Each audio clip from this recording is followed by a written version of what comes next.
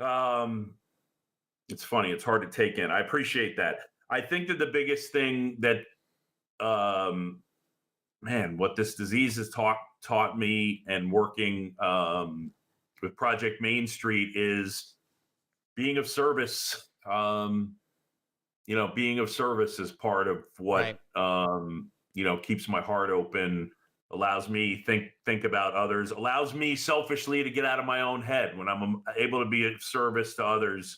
And I think that being of service always makes you feel good. So I think that that's probably part of it. But I also would say, yes, when I get a text from Nancy and John Frady's, even now, um, yeah, it makes me smile. Makes you think And of your I buddy think, Tim. Right. yeah. Well, I'm going to have to leave with a smile here, Boog, and I hope this is in good taste. But during the Ice Bucket Challenge, our pal Rick Sutcliffe, who has red hair like Boog, challenged me. So of course I did it to myself in the front lawn of my own house. Then I challenged Aaron Boone, who was then a broadcaster for ESPN, and I said, Booney, you need to do this, and you need to do it in the next 24 hours. He's on the road with me and Sut. We're in Boston. He goes to the hotel bar at noon and says to the young barkeeper, will you pour a bucket of water over my head so I can do the Ice Bucket Challenge? And the young guy looks at him, he goes, of course I will. You're Aaron Boone. I hate your guts. And then he dumped it all over him. So this is the only way, Boog, to get through this some days is to have a good chuckle. Otherwise, we're going to cry the rest of the day. Timmy, I think you should take some liberties and change that story and add. He said, "Of course I will," and then he did it twice to him. Before we let you go, Boog, just because we have the opportunity to talk to you here today, and I know that people who have followed my dad's career and followed your career, they love the kind of behind the scenes, and I'm going to put you on the spot here a little bit. You two have called games together many a times. Do you have a great story of being in the booth with my dad, or a moment that happened on the field, or something that you guys always look back to and say, I can't believe that's what happened and we were calling the game? I mean, I think that the biggest thing that I think about is the joy and the love. I love how much your dad loves the sport. And he comes with such magnificent energy. It's funny. The first thing I think about is a stupid thing, and that is we would be in the green room of baseball. Like, this is the first thing I think of, Tim. We'd be in the green room of baseball tonight, and Rick Sutcliffe with a block number would crank call your dad. So we'd be in the green room, and Tim would get up and be like, hang on, I have to take this. And then he'd go outside the room and you could hear him out there, hello, hello, hello. And then he'd come back in. And then like 5 minutes later, Sut would do it to him again. And it was literally a weekly thing. Like, your dad, who is a brilliant man, one of the best baseball and smartest people I've been around in our industry, like, there was no learn and apply here. So 2 weeks later, when a block number pops up in the middle of our meeting for baseball tonight, hang on, I have to take this. Hello, hello, hello, and on. I mean, it went on for months. And then I'd walk back in the room and everyone was laughing, and I didn't even get it. Laughing. All right, well, Boog, thanks for making us laugh today. Yeah. Thanks for making us cry today. Just keep up the great work with ALS. We'll be thinking about you at this time and at all times. Thank you so much for joining us. Yeah, thank you to Bog Scampy for joining us. We really appreciate your time. Boog, seriously, this was awesome. Thank you for your work with ALS and, of course, for your time. We appreciate it. You guys are the biggest kajirkjins I know. Got that right. Thank you to Boog Shambi for joining us, and we are live right now for Is This a Great Game or What? And we are at Citizens Bank Park. We had a little streaming issue, but we figured it out. So for those who came back to the stream, thank you. Our Wi-Fi kind of went a little wonky, but we're back. We're here. We're doing it. And we always have issues when I'm on. Oh, is it you? Because it's a technology thing. It's not. You don't bring those vibes in. Don't worry. Don't worry. Okay, so Michelle is the director of charities here at the Philadelphia Phillies, and you've been with the team how long now? Oh my gosh. Okay, since '99. And I only bring that up because our buddy John Brazier has been here. How long, John? 31st season, He's still older and than he me. says he's not even scratching the surface of some of the people that have been here. It speaks volumes to this No, as that an is true. organization. Actually, yes, that is true. And so he joked that you were a rookie since you've only been here I'll since take it. '99, I'll take it. right? But ALS and Lou Gehrig Day has been a part of the Philadelphia Phillies DNA. I mean, they're one of the first teams to really dig deep and dedicate time, and this has been a storied tradition for the Phillies to support ALS awareness and Lou Gehrig Day. Take us back to the history of what it's been like for the So it Phillies was and actually ALS. before Brazier and I were here. Wow. I know, imagine that. It's been 40 years. Our relationship started in 1984. And it originally started as a fashion show. There's pictures out there of Mike Schmidt strutting down the runway. I'm sure we can find them. Brazier, go do your homework while we're doing this. Find that picture of Mike Schmidt on the, you know what picture I'm talking about, right? On the runway. So yeah, we had. We're going to follow up on that in a minute. Keep going. I probably can find it too. I just actually should have told you. I should have prepared for that. I just thought of it now. But it's out there. It's very easy to find actually. If you could probably Google it right now and find it. But anyway, it started as a fashion show with the players and their wives. It ended up turning into what we called an autograph party and auction. So players would be up for photos, autographs, things like that. We had an auction, live auction, silent auction, and then kind of just transformed over the years. Can I just stop you there and say, since moving here, you know how many people have told me About and it? have memories about being a kid, right? Or taking their kids and how big that day was. And what a great way to spread awareness for ALS. People talk about it so often. They're like, you got to meet the players, you got to do the autographs, and it was all for this great cause. Yep. I just wanted to say, like, what you guys would do. And amazing, amazing work. Well, and one of the things is, as I mentioned, I started as an intern in '99, and that was our event. So everyone in the organization participated. It wasn't just the players or certain front office. It was the day game staff, the interns, the full-time staff, executives, everyone. That is was our day to be involved in it. So it's kind of built into you from the beginning. I didn't know what ALS or Lou Gehrig's Day was prior to being here. I knew who he was, but I didn't know the history of that. So that is something you learn right away by helping out with that event. As I mentioned, it's been since 1984. It kind of changed over the years. Everything stopped. Obviously, COVID changed a few things here and there. But also the good thing that came out of it is MLB now has Lou Gehrig Day. So we can continue our support and our awareness in that way by partnering with Lou Gehrig Day. So. And how much money has your group raised during this time? So in 40 years, we are about at $23 million. So we'll see what happens after today. Wow. We have a couple fundraising things we're going on today during the game. So we'll see what else we can bring. But yeah, about around $23 million. That's unbelievable. Right. So if someone wants to help, what's the best way? Where do they go? What's the best way to do this? So obviously, if you're coming into the game, our 50-50 drawing will be benefiting ALS as well, and ALS awareness, I should say. And then also, one of the things that was a signature to our events where we called them the grab bags. And in spring training, we have players sign baseballs and caps. They all go into random bags. You pay $35. You get your bag that you can keep. It's a drawstring duffel bag. Randomly, I'll see people from like years ago walking around with we change it each year, so you'll see them from all the different years. But yeah, there's an autographed item in there, $35. So that's another one of our fundraising options. If you're not coming to the game, you can always go online, go to Phillies.com and just make a donation. Make sure you note that you want it to go towards ALS awareness and research, and we will make sure once those funds are collected, we'll direct it that way.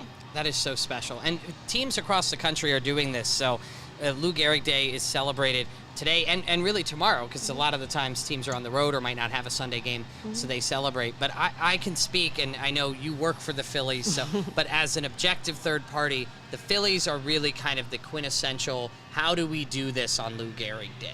And that starts with your team. So thank you for bringing so much awareness. Absolutely. Like I said, it's kind of embedded in you when you start, and it started with a relationship back with Bill Giles and his wife Nancy.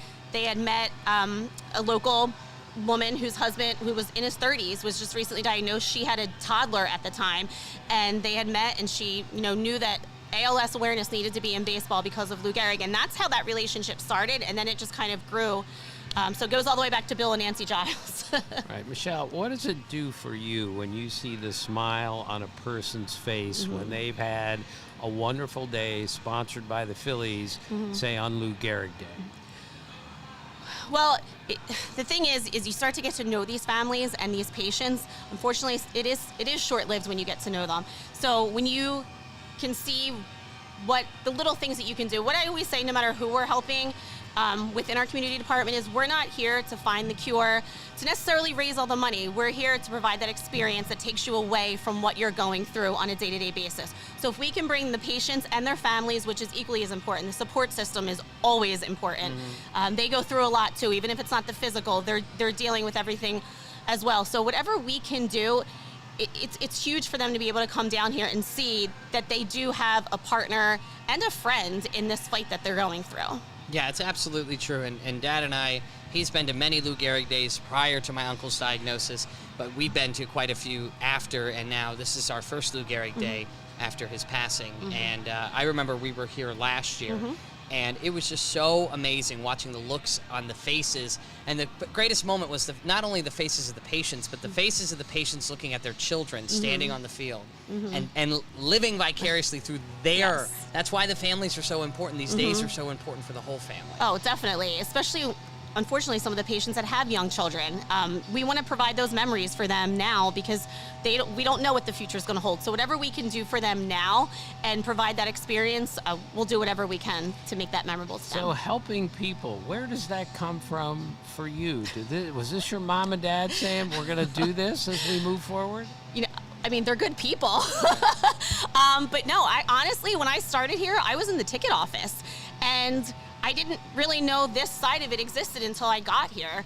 And, you know, again, just when you're an intern, you kind of help out wherever you can, and you're put wherever they need you. And this was one of the first things I started working on, was what we called at the time it was the autograph party and auction, then the festival. I actually helped out in the community department, and then once the person who was actually spearheading it left, it kind of fell to me. So it really just kind of organically happened, I guess. It wasn't really something I knew about or necessarily was looking for, but obviously, I mean, as soon as you get involved with anything like this, it's just a no-brainer you don't have to work at it. It's not really work. You want to do it and you want to help. So as the director of charities, we talked to Aaron Nola a little bit earlier. How cool is it for you to see what he's doing, right? We're giving $1,000 away every time he throws a strikeout, right? How great is that? We are so lucky to have Aaron Nola with us, and you know, I was so happy when he re-signed. I know, we all were. Not only for the pitching end, but he's so important to this team. Yeah, and I mean, from the charity end, we're always like, oh, who's the manager? Who are the players? And obviously we want to do well on the field. That's so important. But we also want to know where their heart lies off the field. And Aaron's just been an amazing person from day one. So it's just, even today, you know, he pitched on Friday, and I had talked to him a couple weeks ago about coming on here with you guys, so that was set. And the next thing you know, we got a whole bunch of requests for today, and he now is our official ALS person today. And he's going to do 5 different things today. And I even said, I was like, thank you so much. I said, we try not to make it that way. He's like, whatever you guys need. Like, that's just how he is. He's just such a great guy. So we're so lucky to have him from a community standpoint and obviously on the field as well. And last thing for me, the Schmitty outfit in we the have to fashion watch. show. We have to talk about it. I don't John, even did need you to find no photo? Hold on, let's check Google. But was he in there. a 3-piece suit or No, his it was like baseball? a fur coat. It was a fur coat. Oh my gosh. I will find it. I know Schmitty pretty well. I could actually I mean, he might see. deny it, but well, he might be around today. Usually he's around on Sundays, but I don't know, maybe he won't be here tonight. No, it's not really coming up on Google. All right. I'm telling you, it is he out might have there. clean swept those photos No, off. it is out there. It's a fur coat, right? You know what I'm talking about, right, Braish? John, no, okay. We'll get a text out to him, and we'll see. It was like one of the first fashion shows. But isn't it so special? You talk about, right, like this Right. is Mike Schmidt, for goodness sake. And he is willing, and I hate to use this word, but to do anything for the organization that cares about a cause like ALS. And I don't want to say debase yourself, but he's like, I'll do it. Let's go. And that's kind of the attitude Aaron Nola has, and that is important in an organization to have players like that. And also the wives and the significant others are huge, as you guys probably know. Yeah. Once you kind of get them in, it helps, you know, having the players, because they're concentrating on what's going on in the field, and then the significant others in the back ends are like, no, we need to do this as well. So I think that's how Mike Schmidt got involved, but hey, he was a good sport and walked down the runway, so. Michelle, thank you so much for Absolutely. joining us. Thank you so much for having Thank me. you. Keep No up the problem. great work. Yes, thank you guys for continuing to raise awareness as well. It's very important. that's what we're here to do. Yes, Thank you, Michelle. Thank you. So great. The Phillies are our hosts for our first ever live stream show. As I mentioned before, right, we had a little Wi-Fi issue, but we are back, and we are really looking forward because hoping just about 2:30 Eastern Standard Time, we will have Brandon Crawford, who is the shortstop for the St. Louis Cardinals. Dad, before, and I know we're going to talk to him, but tell the people a little bit about his connection, because we've talked to Aaron Nola, we've had a lot of guests, but tell us about Brandon Crawford's connection to the Brandon cause. Crawford and Mike Piscotti, the Crawfords and the Piscottis are really close. And when Gretchen Piscotti died, both sides got together. And as I told you, Mike Piscotti called me like the minute Uncle Matt was diagnosed. And so did Mike Crawford, Brandon Crawford's father. So that's the connection there, and he's such a good guy, and you'll see that if you didn't know it already. And he's just going to come in and explain his connection to this wretched disease. When he found out that Uncle Matt had died for this, he was very sad to hear that. Well, we talked to Mike Piscotti a little bit earlier. We were set up. He is actually in Kansas City right now, and he is partaking in ALS Lou Gehrig Day festivities at the Royals game. So he had to talk to us before we went live. I will note we were melting in the sun, hence why we moved the broadcast into the shade here at the CP Rankin Club in Philadelphia. So are we ready to hear from Mike Piscotti? Absolutely. We took him on the phone. Mike Piscotti, here he is. Hi, this is Tim Kirkchin. I'm with my son, Jeff. We're at Citizens Bank Park, of course, here in Philadelphia. It's Lou Gehrig Day, and we are joined by Mike Piscotti. Mike is the husband of Gretchen Piscotti, who died of ALS in 2018. And, of course, he is the father of Stephen Piscotti, very good Major League Baseball player for years. Mike, it's Tim and Jeff. Thank you so much for joining us today. Hey, it's a pleasure to join you guys on this. Really, that's a little bit of a joyous day for us in the ALS community to, get the word out and get a little attention brought to this disease we're working so hard to get rid of. Absolutely. So, Jeff, when my brother Matt was first diagnosed with ALS, Mike Piscotti, who I'd never met before in my life, called me offering help. Isn't that what this is all about, Mike, is helping people who have been through this and are going through this? Is that what this is all about? It's a big part of it. It's a big part of today, right, is reaching out. And as we go out to the many different ballparks that we go, we really come face to face and get to meet those in the ALS community that are suffering the same fate, and it is really, I think, what today's all about. I absolutely agree. Yeah, and Mike, you're actually in Kansas City right now, and you're going to be partaking in the Lou Gehrig Day festivities, for lack of a better term, there at the Royals game today. But what brings you to Kansas City? Oh, Kansas City, we're here for a family wedding. That's so perfect. So it worked out well. We had a fun time tearing up the dance floor last night, and now we're going to go enjoy the ALS game. Just really looking forward to seeing how the Royals do things up. I know in the Midwest, some of the teams do a fantastic job. We were in Cincinnati. It was last year, I believe, when Zach Brown Band played after. It was John Disco Hopkins having ALS from the Zach Brown Band played after the game. And it's a very special time, and we're expecting quite a bit of awareness to be brought by the Royals again this year. Yeah, Mike, I'm a country radio host in Philadelphia, and I actually had an opportunity to interview Hop. He created his own organization with the help of the members of Zach Brown Band called Hop on a Cure, and it's just another example of the ALS community coming together through many organizations. You got the ALS Cure Project, Project ALS, ALS Association, but it's so cool, like Hop on a Cure. They heard about Lou Gehrig Day, and they're bringing their talents to a ballpark. How special is that to see how close-knit this community is, from baseball to music? It is very close-knit. Honestly, I got a little chills there. I've just in the same way that I met him after Dad diagnosed, I met Hop. to the Lou Gehrig Day Committee, and we've become close.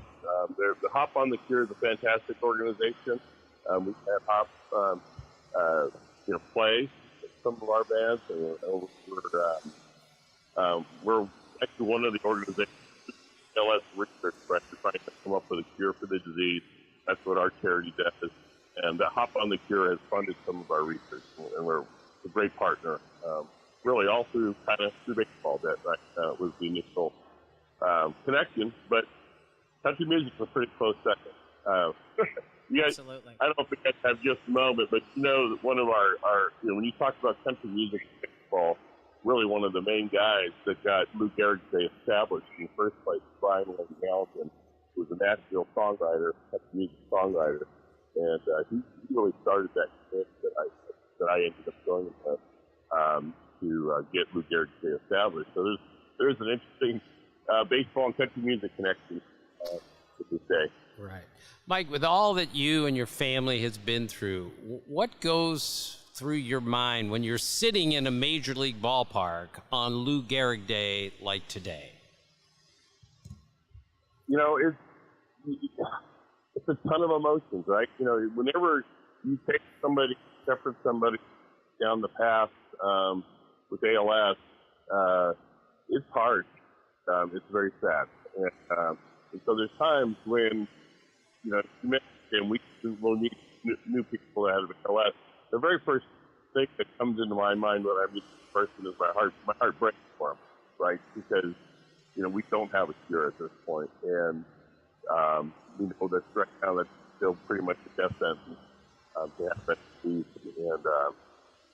And it's hard, but it's also, again, very fulfilling. It gives everybody a sense of comfort that they're not the only ones going through that. And you meet some of the brightest of the world on this day.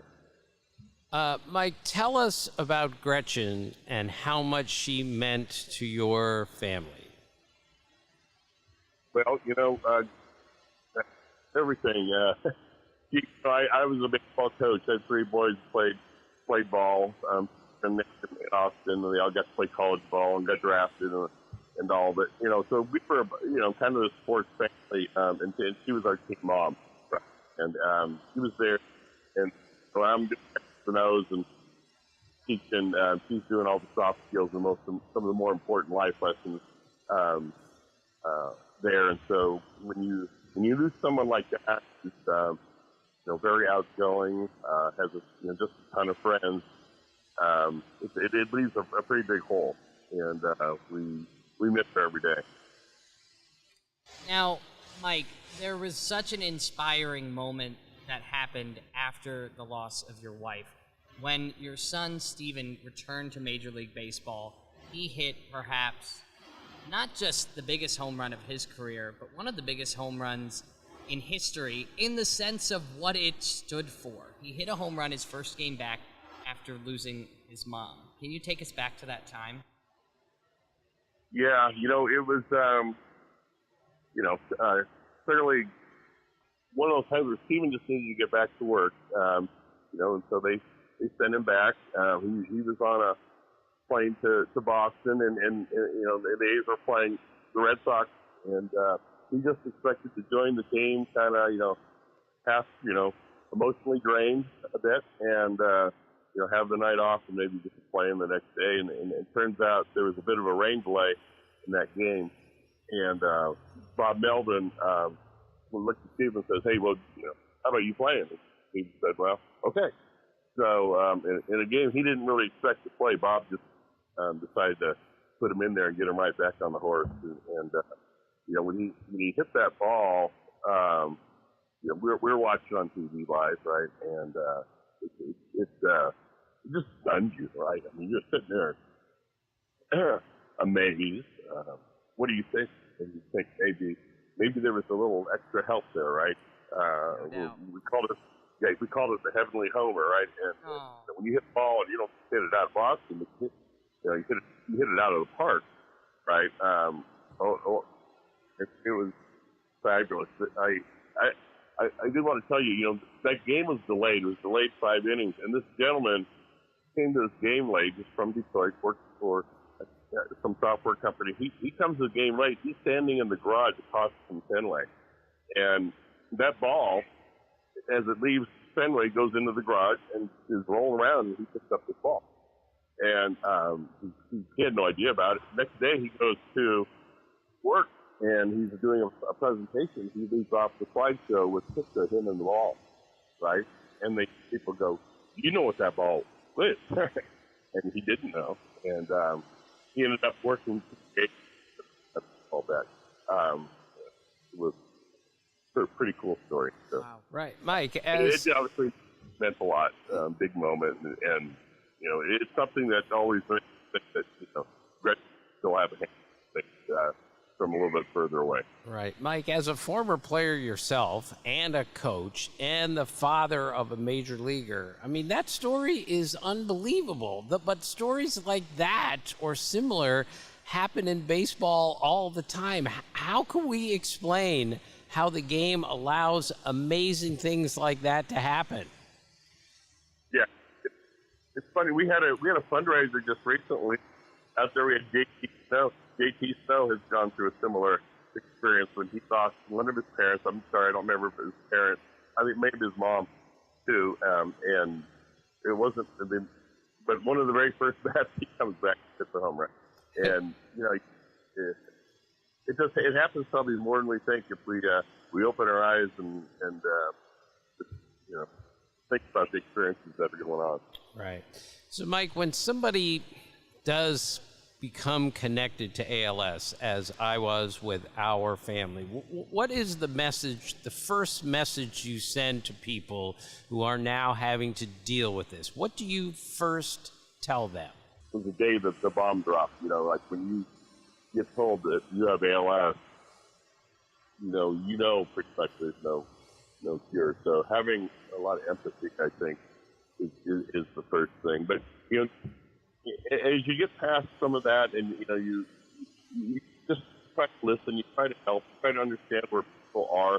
It's a progressive disease, as you guys know, and depending on where you are in that progression, you have somewhat an idea of what the next thing that's going to fail in your body is, and what you might need, like cough assistance or breathing out, might for the full-time wheelchair or those kind of things. So you can kind of help people understand what's coming down the road a bit.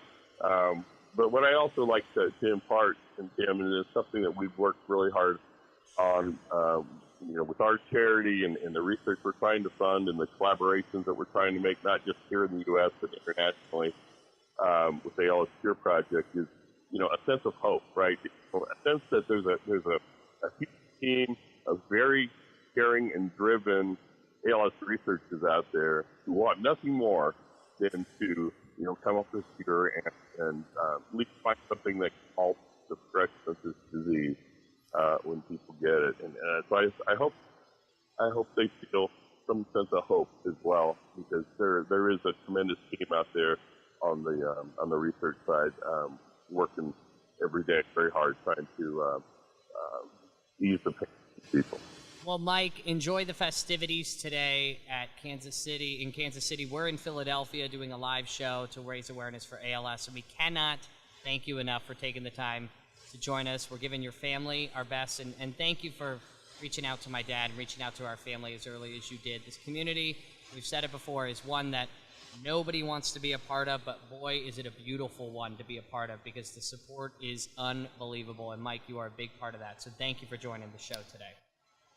Thank you, guys, and thank you for all you're doing. It means a lot to have you folks like you bring some more light to the day. So thank you again very much. Well, thank you, Mike. I just could plug a little bit. If anybody's interested, would like to donate to ALS research, I would love to have people consider reaching out to the ALS Cure Project. Again, we're 100% volunteer charity, and we've done about $26 million plus research that we sponsored, and we're working hard. We'd love other people to help us join the team.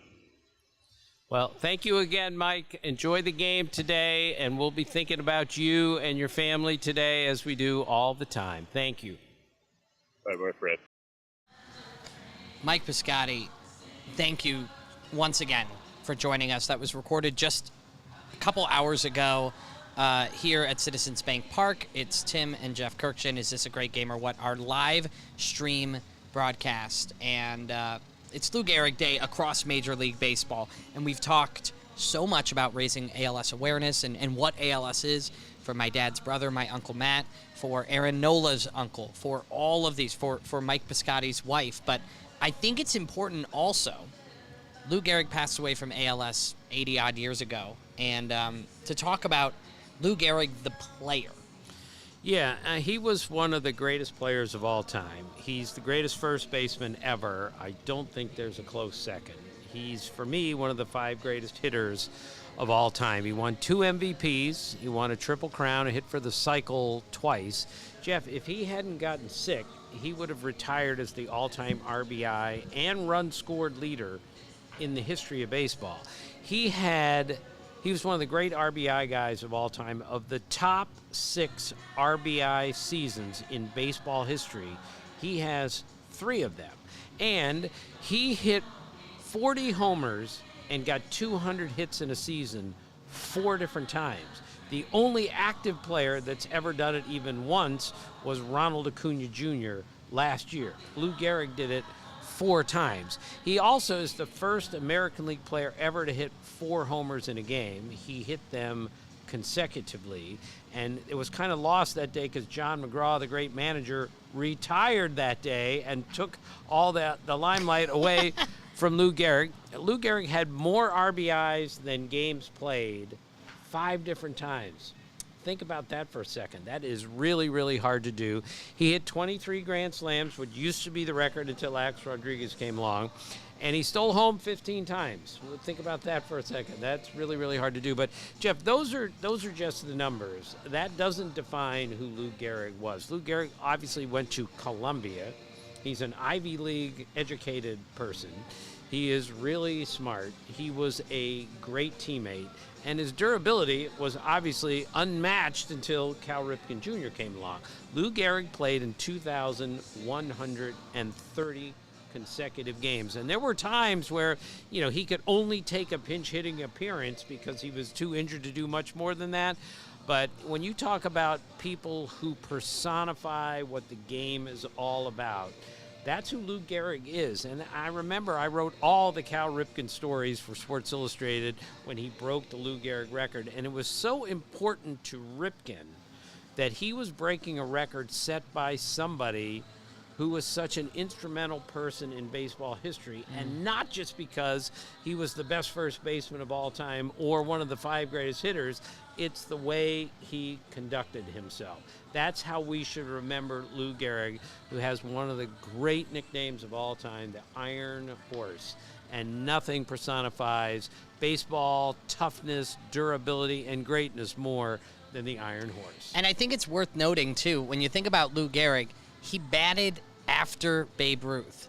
And so to be able to knock in as many runs as he did when Babe Ruth was clearing the bases right before him as many times as we did. 1927, he drove in 173 runs, hitting behind Babe Ruth in the order. By the way, Lou Gehrig's number 4 is the first baseball number ever to be retired, which is also very important in the grand scheme, and not because he died young, but because he was so great to that point also. And it bears repeating the note that I gave to Aaron Nola.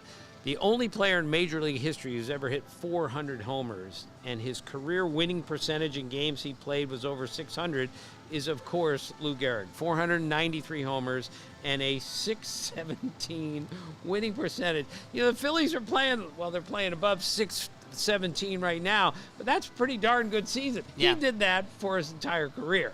It's really impressive, and that's why I think it's so beautiful, and you put it right, Dad. Like, not only when Cal Ripken would talk about breaking, that consecutive game streak, it wasn't just the player, it was the person. And to have a Lou Gehrig Day across Major League Baseball to talk about and bring light to such a awful, awful disease that has affected so many families, ours included, and to have that man as kind of the, for lack of a better term, poster child of it, it's a beautiful thing.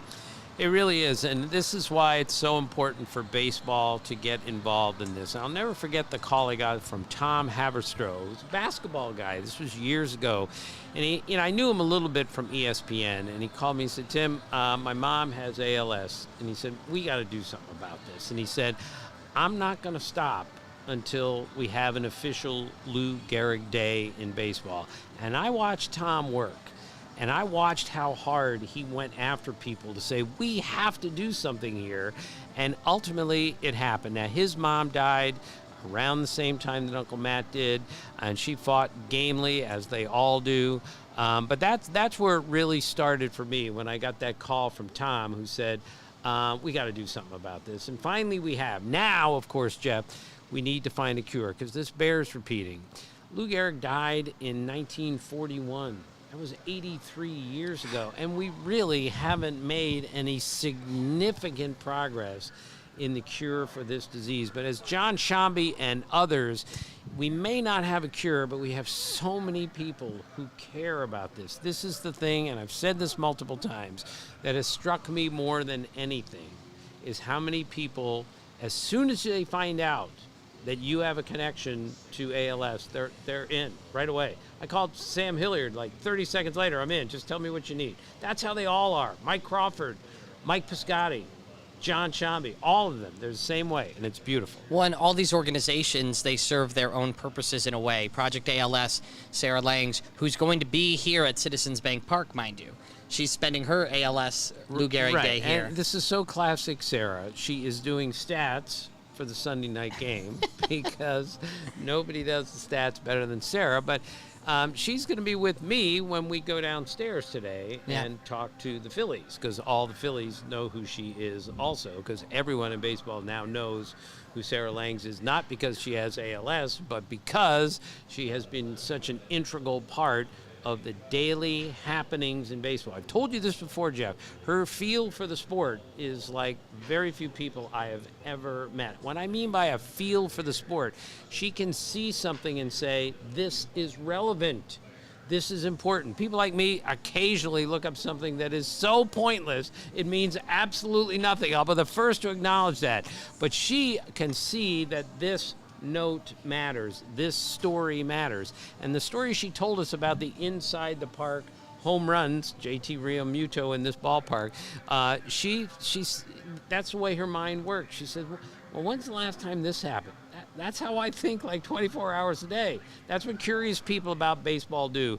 And very few people are more curious about the playing of the game than she is. Yeah, Sarah Langs, we chatted with her earlier here on the live stream. She's also has an interview as a bonus episode on Is This a Great Game or What, our podcast. So if you have some time and you're watching the live stream, maybe for the very first time you're learning about our podcast, you can go to greatgameorwhat.com. Take a listen to our bonus episode, which is all about raising ALS awareness. And our usual episodes, they drop midnight Eastern Standard Time on Tuesday morning. So every Tuesday, you get a fresh new dose of some cork gins. You get some takeaways from the game. We open up decks of cards, all of the good stuff Tuesdays here on the podcast. Right. There'll be an ALS theme, of course, because we can't just do this on ALS Day, Lou Gehrig Day, and leave it behind. It needs to be mentioned all the time.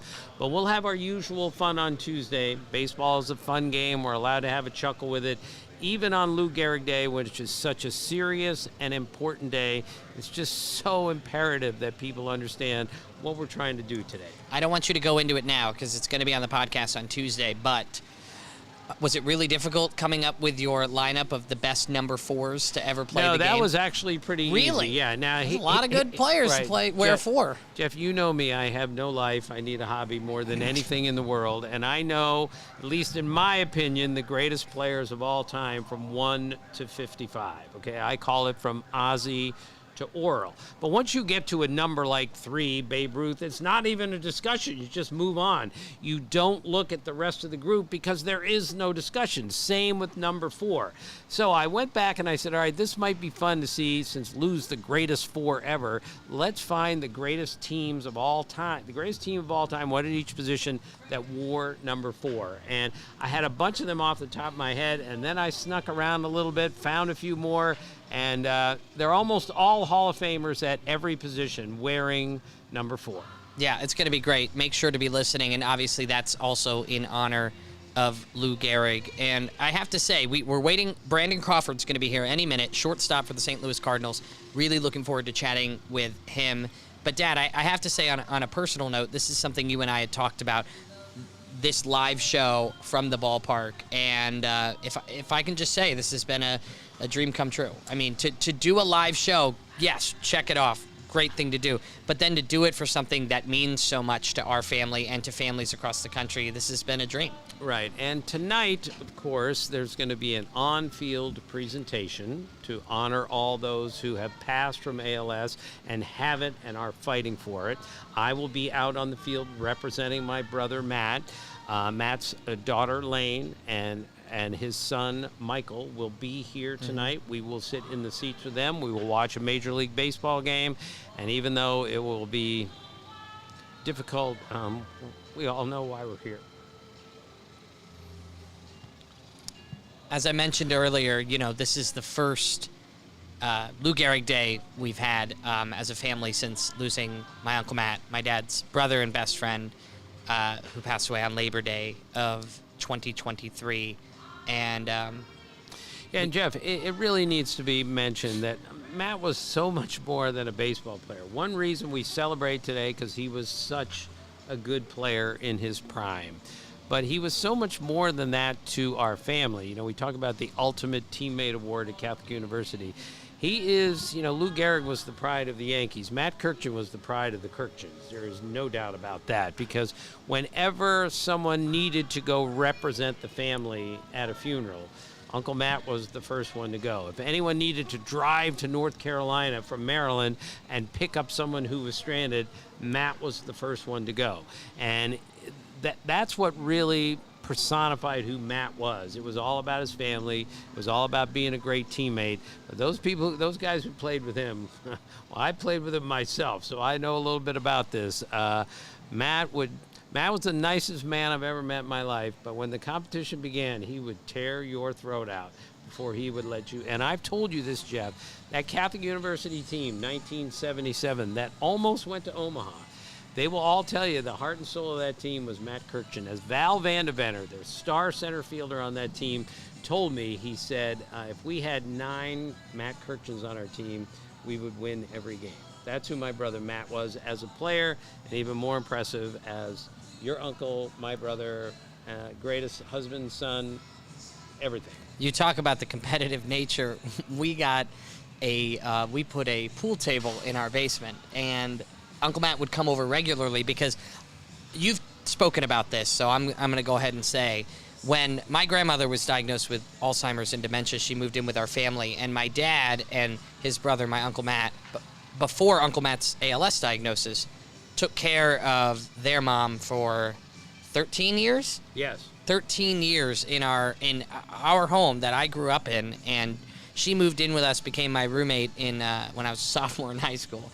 And I got to spend a lot more time with my Uncle Matt because he came over all the time. Lived 2 streets away, mind you, which was the greatest gift ever, because Lane and Michael, his 2 children, got to be over, and we basically were raised as siblings. But I remember we played pool, and he got so competitive that he went out and bought his own pool cue because he didn't like the weight of the one. He wanted his own. He wanted to make sure that he could be as prepared as possible. He was a quiet competitor. He That's never for sure. pointed his finger at never. you after he won. Never. So famously, the difference between Matt and me, because Matt's only a little bit bigger than me, is his hand strength, his wrist strength, his forearm strength was like nothing I've ever seen for somebody that small. Okay, that's where all his strength in baseball came from.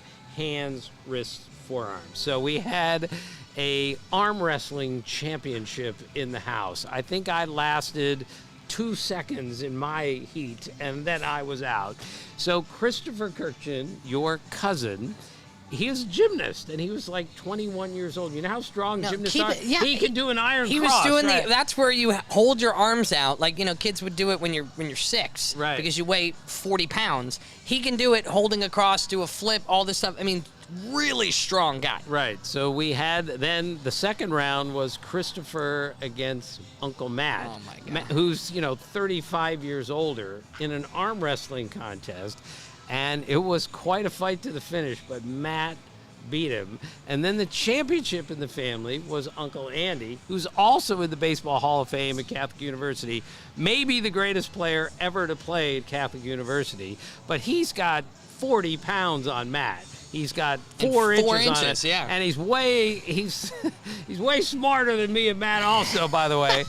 So they go a fight to the finish, and Matt ends up winning just because Matt was, if there was a competition, Matt had to be in it. And the other thing he was great at, Jeff, was if there was ever a jar that needed, like you had to take a jar, like a top off of a pickle jar, and poor little Tim, I could never get it off. Matt would come over to the house and take the pickle jar off because his hands were so strong. 2 streets away, and that was a big reason why you needed him. Well, we miss him on so many different levels, but whenever anything went wrong at our house, Matt would come over and fix it because he was really good at it, and he just wanted to help everyone, and that's who my brother was. You're the last person who likes to talk about himself, and I know that because you're extremely humble, but how special was it for you to have Uncle Matt there the weekend you were inducted as a baseball writer into the National Baseball Hall of Fame? This was the summer of 2022, and Uncle Matt obviously passed away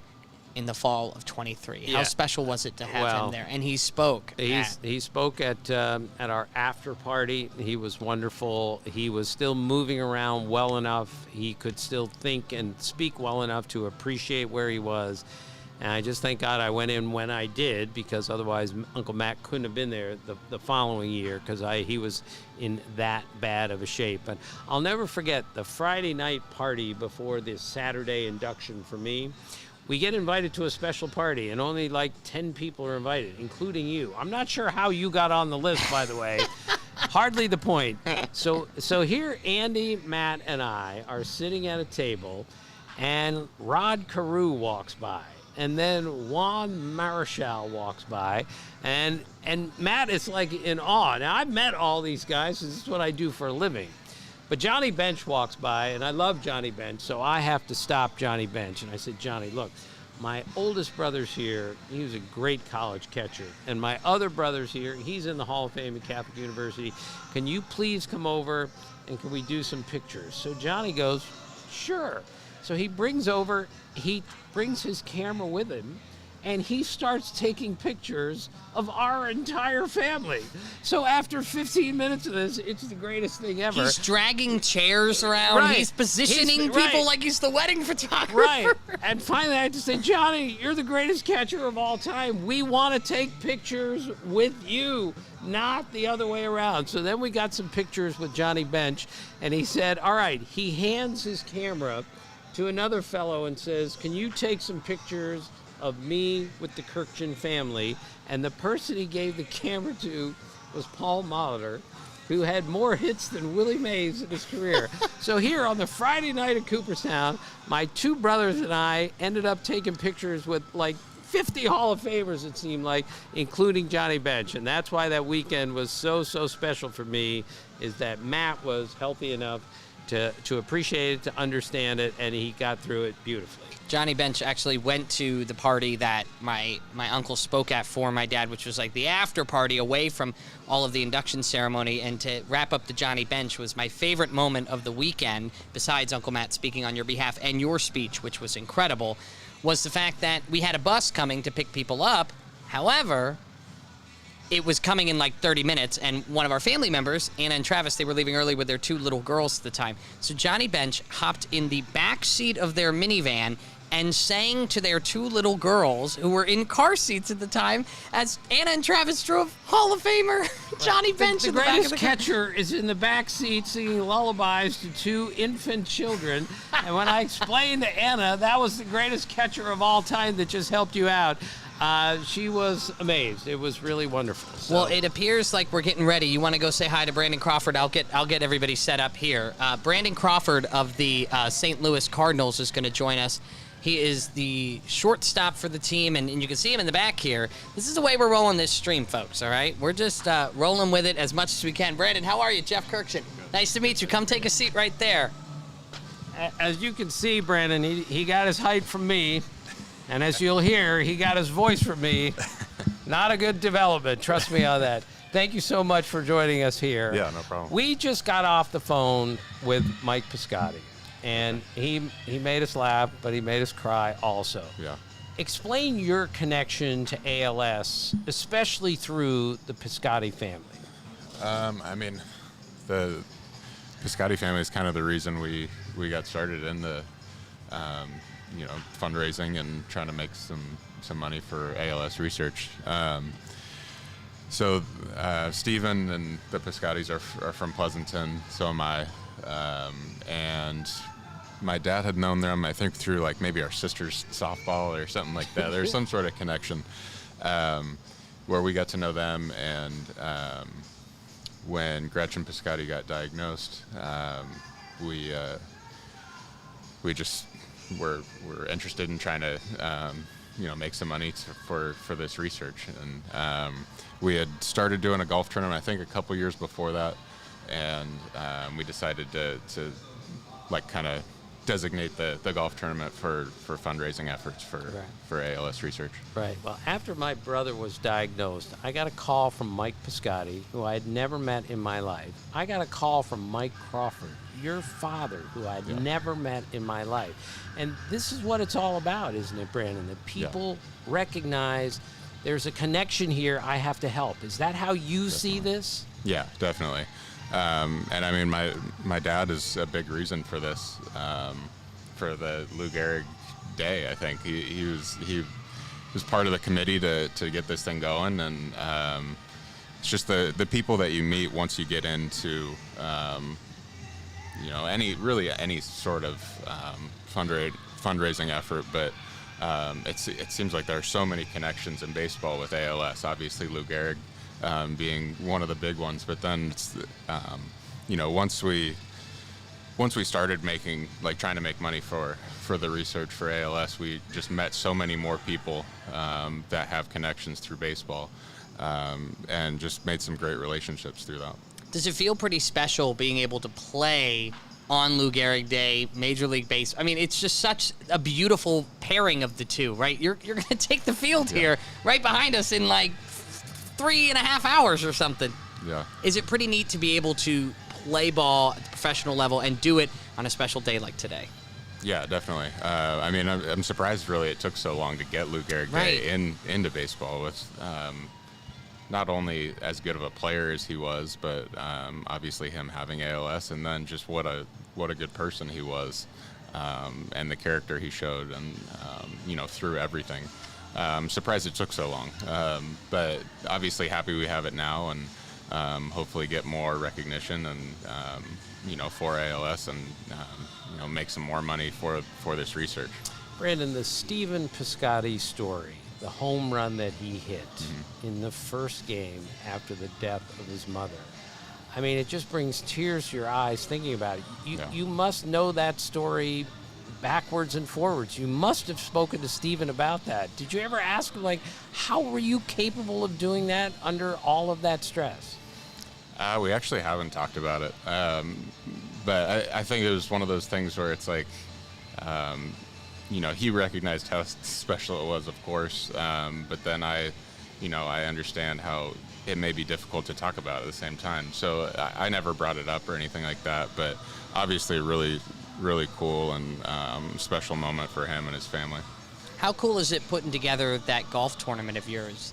It looks like it's a great time. And we've been doing this live stream for a couple hours. And as devastating and as difficult as it is to be a family member of somebody with ALS or to have ALS, it's so beautiful to do something fun, like Lou Gehrig Day, where you bring families in and it's just all about the ball game.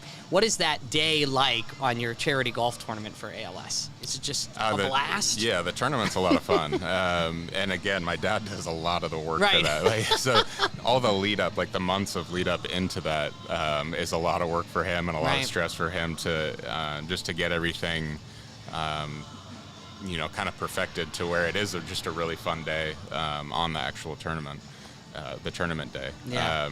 But the amount of people that we've had come out and support and play and donate and all that kind of stuff is obviously really special. And beyond the golf tournament, Brandon, is there, for those who want to donate, who want to help, what's the best way to go through the Crawford family, the Piscotti family? How should they do that? So we've worked with, I want to make sure I get this right, so I have Absolutely. some notes here. I got notes over here, too. I want to make sure I get everything right. I'm with you. We've worked with two different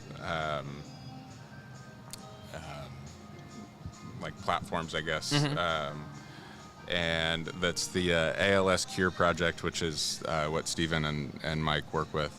And then we've also worked with recently the ALS TDI through Augie's Quest.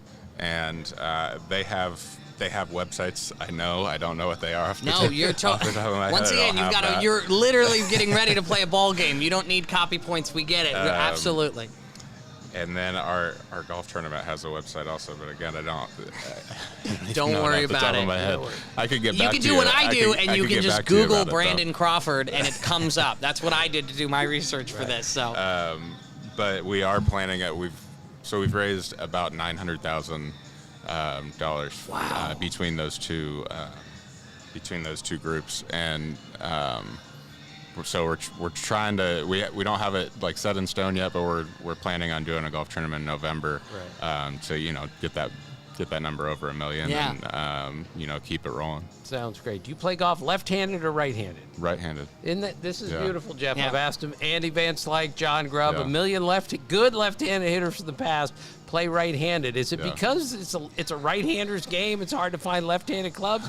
I mean, it's odd you're a left-handed hitter, but you play golf right-handed. Yeah, that would be a Mike Crawford question, because when I started playing golf when I was young, he gave me right-handed clubs. I don't know if it was to not mess up my baseball swing, or it was just way easier to find right-handed clubs. Right. But yeah, since I started playing, I was right-handed, and playing golf is a broad term, because I was going to ask how do you perform at your own charity golf? I hit the golf ball. Right. We don't know where it's going to go. That's the problem. It's a diabolically difficult game. Yeah. Brandon, thank you so much for joining us today on such an important day in baseball history, Lou Gehrig Day. We can't thank you enough for bringing more awareness to this devastating disease. Yeah, I'm happy to be part of it. So thank you guys. Thank you. Thanks for going out of your way. He was texting. He's like, I'll jump ahead of the bus. I'll make sure I'm there early. So for going out of your way to be here on a game day especially, we appreciate and you. Good vibes only on Good the vibes. shirt. Look at you, Dad. Good vibes. That's what we need, especially today. Yes. Definitely. Right. Thanks again. Thank you, Brandon. Thank you, Okay. guys. That's Brandon Crawford of the St. Louis Cardinals, and they're the visiting team, obviously, here against the Philadelphia Phillies, and we are live at Citizens Bank Park and have been since 12:30. So you keep calling them the St. Louis Cardinals, which is true, but it's odd for me because he played more games at shortstop than anyone in the history of the Giants franchise, which goes back to the 1800s. So every time I hear Cardinals shortstop Brandon Crawford, it just doesn't sound right. But it is right. You were right. I just want to make sure people understand how great a player he was for the Giants for all those years. Well, and it's really special, too, because you see players like him who spend an enormous amount of time with one organization, and they have the time for the name recognition and to be able to create something like his golf tournament now to benefit ALS. And I can only imagine it can be difficult at time to then move markets. Right now you got familiarity and you want to start something to help others. We talked to Aaron Nola and he said, I'm glad to be a part of the Phillies. They know me, and that's what Michelle said too. We love that he's here because the people know him and they want to support what the players are supporting. Right. So this kind of wraps it up today, Jeff. This was a dream come true for old Dad. Sit next to you for a couple hours here. But more important, the stories that we heard today from Mike Piscotti, from Brandon Crawford, from Sam Hilliard, from the whole group, it was just fantastic. And that's what we're looking for here. I'm not sure I'm ever going to forget the sound of Mike Piscotti's voice when he explained when Stephen Piscotty hit that famous home run in his first at-bat, actually at Fenway Park after the death of his mother. That's one of those stories that I'll remember for the rest of my life. And I think a highlight for me, I apologize, I'm doing work on the stream here, trying to make sure that we're all good to go. I think one of the highlights for me, without a doubt, was Sarah Langs, talking to Sarah Langs and being able to hear from her the support from players like Garrett Cole. Garrett Cole met her, right, and talked about, oh, I love what you do for the game and everything, and then saw her at the All-Star game and said, Sarah, I didn't know you were going to be here. And she joked saying, like Garrett Cole should or shouldn't know that I'm going to be anywhere. Right. That was beautiful. I also love the Sam Hilliard story that he told today. His dad, of course, Jim, died in 2021. And what the Rangers did for the Hilliard family. Remember, 2020, Jeff, no fans were allowed in the ballpark. I wasn't even allowed at the ballpark. I mean, this is how it worked. They let the Hilliard family into the ballpark so Jim could watch Sam play in a major league game. And even though he acknowledged he went 0 for 4 with 4 strikeouts, that has absolutely nothing to do with it. He looked up in the stands, and his father was there to see him play in the major leagues. That brought a tear to my eyes. I knew the story, but hearing him tell it was even more powerful. Yeah, on Tuesday, you're going to get a brand new episode of Is This a Great Game or What? You can listen wherever you get your podcasts. Make sure to follow. You can also watch it on YouTube, where we've been live for most of the day until our Wi-Fi went out briefly. But make sure to be listening, because we're going to be taking moments like the ones we're talking about right now and kind of sprinkling them in towards the end of the show. Right. So instead of having one interview like we always have at the end of the show, we're going to have the best clips of 3, 4, 5 different interviews. And hopefully that will cap Lou Gehrig Day 2024. But let's remember, we don't forget about it once it's over. We got to keep remembering this every day. Yeah. So whatever organization that struck you today, whether it's Project ALS or Project Main Street, or, there's so many great organizations. ALS United, Mid-Atlantic, which is an organization I volunteer for here in the Philadelphia area. They're going to have a presence here at Lou Gehrig Day here in Philly at Citizens Bank Park. Whatever organization, her ALS story, which we talked about with Sarah Langs, just give back. Find a way. If this stream did anything for you and you want to give back, find a way through one of these amazing organizations. Right, and everyone had a way to reach and to donate, whatever charity it was. Jot them down and help out, because goodness knows we need help against this wretched disease. Well, Dad, it's been a joy. Well, thank you, Jeff. Had a great time. Thank you, Connor, for helping us out today. Connor, thank you. John Brazier, thank you for helping us set this up. Michelle, Aaron Nola, Brandon Crawford, all of these amazing guests that join us either in person or via the phones. Thank you to our social media director, Madi. Thank you for helping on the back end on social media. And make sure to follow the podcast so you can catch Tuesday's episode, and every Tuesday a new episode from Is This a Great Game or What? And as always, thank you for being part of our family.